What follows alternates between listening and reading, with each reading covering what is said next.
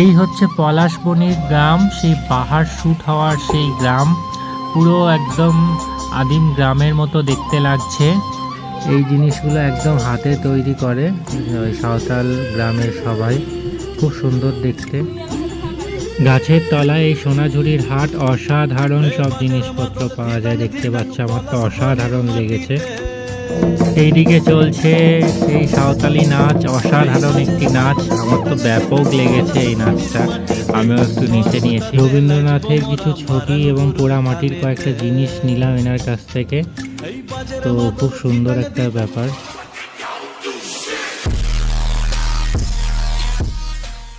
Hello friend, আমি অঙ্কুশ চলে এসেছি আবারও একটা নতুন ব্লগ নিয়ে। আজকে আমরা যাচ্ছি পলাশবনি, সোনাঝুরির হাট। তো আগের দিন তোমাদের দেখিয়েছি, তো আমার একদিনে পোষায়নি, আমি আবার আজকে যাচ্ছি। যদিও ভাড়াটারা অনেক, তবুও আমার খুব ভালো লেগেছে জায়গাটা, যে মাকে নিয়ে যাচ্ছি। তো সবাই মিলে আজকে যাচ্ছি। আজকে পুরো সকালবেলা বেরিয়ে গেছি, যাতে অনেকটা সময় ওখানে থাকতে পারি আর অনেক কিছু দেখতে পারি, পুরো এলাকাটা ঘুরে দেখবো আর কি। আমার যে এতটা সুন্দর লেগেছে আমি তোমাদের বলে বোঝাতে পারবো না। তো ফার্স্টেই আমরা টোটো করে গেলাম, আর এখানে তো নো এন্ট্রি, এখন মেলার সময় যে চারিদিকে নো এন্ট্রি, টোটো ঘুরে ঘুরে যাচ্ছে, অনেক টাকাও নিচ্ছে। তো এই করতে করতে আমরা সমস্ত কিছু ফরেস্ট সমস্ত কিছু, শান্তিনিকেতন মানে একটা অসাধারণ জায়গা, চারিদিকটাই দেখার জায়গা, মানে শুধু প্রাকৃতিক দৃশ্য। আর রবীন্দ্রনাথ যে কবিতাগুলো লিখেছে সব এখানে জিনিসগুলো আছে আর কি সেরকম। এই যে ধোপার ঘাট ফাট, এখানে সব ধোপারা সব জামা প্যান্ট কাচাকাচি করে, কাপড় চুপড়, তারপর সেই লাল দিঘি ফাল দিঘি যা যা আছে আর কি, আমি ঠিক অতটা জানি না। তো এইসব পেরিয়ে আমরা, দেখো ব্রিজ আছে, এই ব্রিজটা পেরিয়ে আর কি সোনাঝুরি ঢুকতে হয়।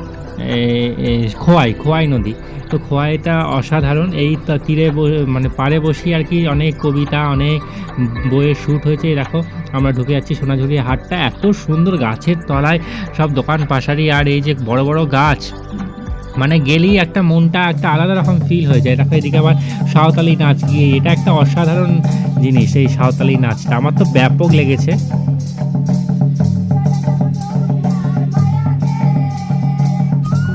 এই সাঁওতালি নাচ দেখার পরে আমরা বেরিয়ে এলাম পলাশবনির দিকে। পলাশবনির যে গ্রামটা সেটা আমরা দেখতে যাচ্ছিলাম, মাকে একটু ওখানে বসিয়ে এলাম।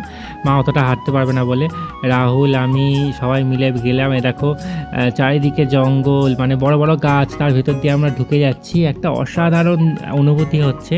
তো গ্রামটা আমি আগের দিন এসে গ্রাম আছে শুনেছিলাম, কিন্তু ঢুকিনি। তো এবার আমরা দেখছিলাম যে টোটো ফোটো অনেক কিছু ঢুকছে, তো ওদের পিছনে আমরা গ্রামের ভিতরে, দেখো জামা কাপড় অনেকের মেলা আছে, এটা আদিবাসী গ্রাম। তো পুরো পলাশবনির ভেতরে এই যে এটা দেওয়া আছে, ওপারে কিন্তু কেউ যেতে পারে না। তো আমরা দেখছিলাম যে যাই দেখি কেমন লাগছে। তো এখানে একটা শ্যুট হচ্ছিল, মাটির বাড়িতে এখন আর দেখা যায় না, কিন্তু এখানকার মাটির বাড়িগুলো কালার করা এবং নকশা করা খুবই সুন্দর।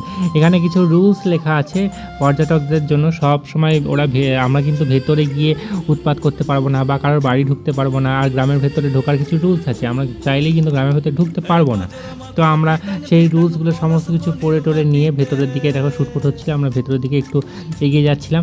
মানে আমরা ভাবছিলাম যে একটা অচেনা জায়গা, তার মধ্যে শুনেছি যে এই গ্রামে ঢোকা নিয়ে একটা ঝামেলা হয়েছিল আগে, আমার বাবা এসেছিলো তখন একটা ঝামেলায় পড়ে গেছিলো, মানে এখানকার সবাই খেপে গেছিলো, এবং মানে ওদের মধ্যে, গ্রামের মধ্যে ঢুকে পড়লে ওরা একটু অসন্তুষ্ট হয়।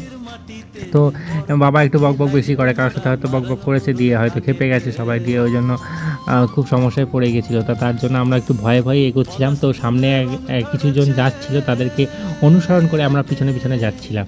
ঠিক আছে, দেখো এদের পিছনে আমরা চলে এসেছি। এইখানটায় বাহামনির শ্যুটটা হয়েছে, এই ঘরে কঙ্কা টঙ্কা এরা থাকতো, এইখানটা বসে থাকতো, এই জায়গাগুলোতেই শ্যুটটা হয়েছে। তো আমরা সেই শ্যুট লোকেশনটায় দেখছিলাম, এটা কিন্তু একজনের বাড়ি, এই বাড়ির মধ্যে শ্যুট হয়েছে।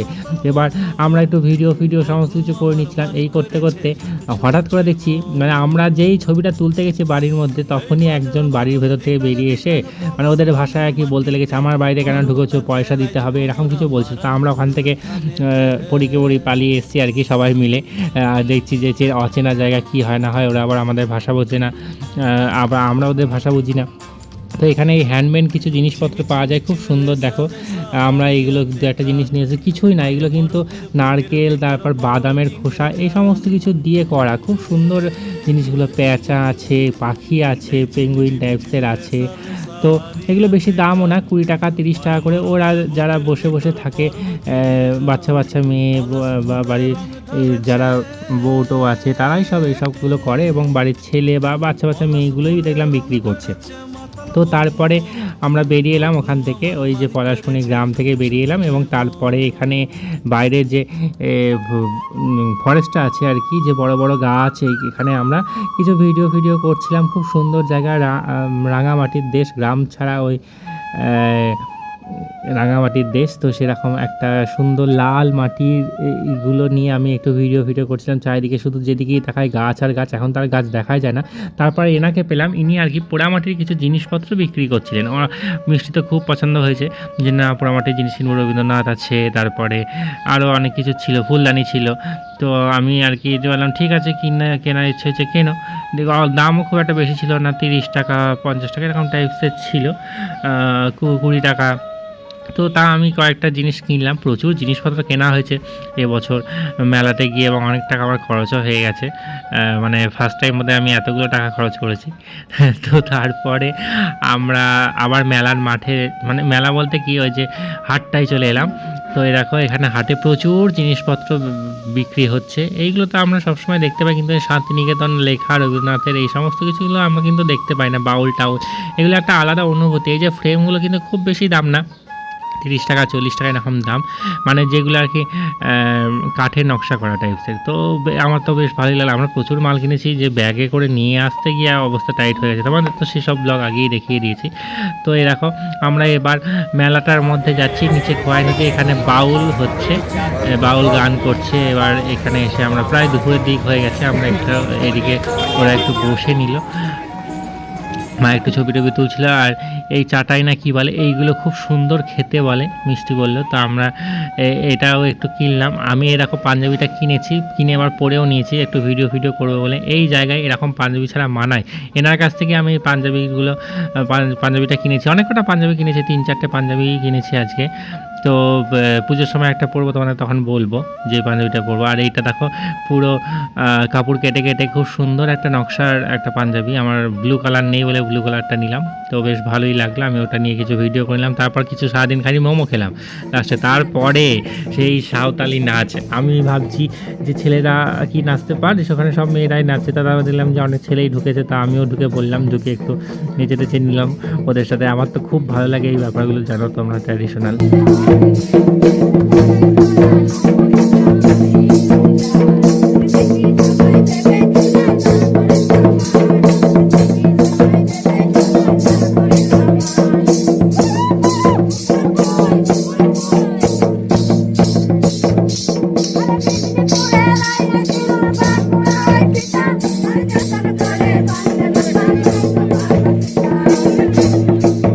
তো নাচ টাচ কমপ্লিট করে আমরা ওখান থেকে ফিরে এলাম। তারপরে এবার আস্তে আস্তে আমরা ফিরবো, কিন্তু ফেরার আগে কিছু ছবি এবং কিছু ঘোরাঘুরি করে নিচ্ছিলাম আর কি। তো এই দেখো অংশু এরকম বুলবুলি করছিল, আমরা কিছু এখানে ছবি তুলে নিচ্ছিলাম। তারপর আবার এখানে মায়ের একটা ছোট্ট নাচের ভিডিও তোমাদের দেখাচ্ছি আর কি। এখানে মা নাচছিল আর কি।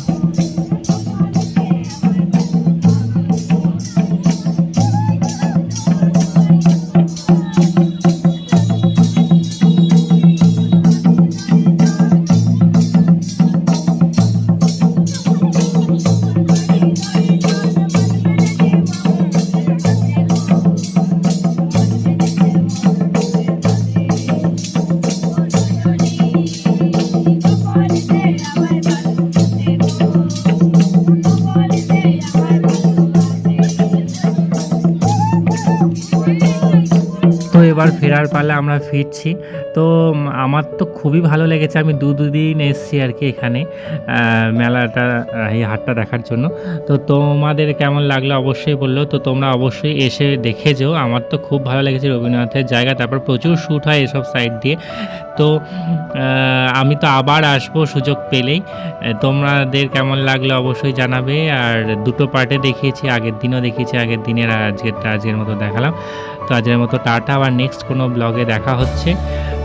বোলপুর থেকে বিদায় নেব এবার আমরা, কালকেই আমরা চলে যাব। তো দেখেছি তোমাদের সবটাই, আজকের মতো টাটা, বাই।